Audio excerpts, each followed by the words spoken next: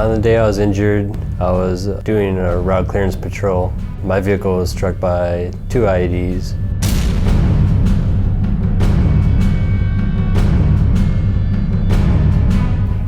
My feet and ankles were crushed by the blast.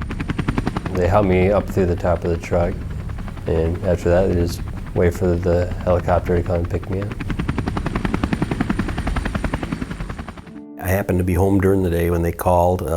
They said he's been injured. They explained that it was an IED, an explosion. And they said he was seriously hurt, but he was still alive, and he was getting treatment already. At first, my challenges were just getting the motivation to start walking. You have to walk in between the parallel bars, and then you're in crutches. My main motivation was my family and friends. The apartment I'm living in right now, it's not really wheelchair friendly. There's a giant step before you even get to my door. And inside my apartment, it's not very wheelchair accessible. One of the bathrooms I can't even get into unless I get off my wheelchair and walk on my knees or just slide. The bathroom door, I always run into it, so it's chipping the paint off the door, and I'm always banging into the side of the doors.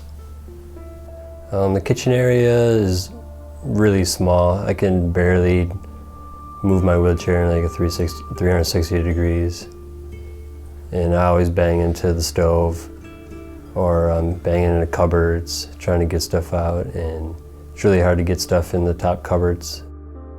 I'm in my prosthetics for about, I'd say 90–95% of the time now, because of the limitations of my apartment. It doesn't allow me to have the freedom of me being in my wheelchair and having everything accessible. The new house is going to be a lot better for my kids just because they'll have more room, their own room. I'd say the most things I'm looking forward to in this house is just the space in general.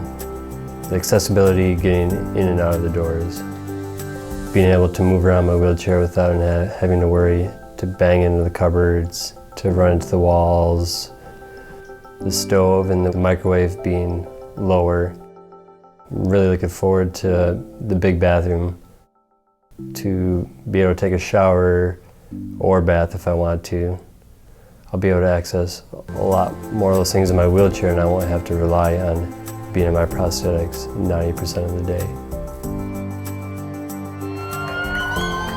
It just tells us how many grateful people we have that are very thankful for living in the United States and having the opportunity to have all the freedoms that they do have. Programs like this are just amazing, and they result from finally people realizing that we owe these soldiers a lot for the sacrifices they make for us. And it's just incredible.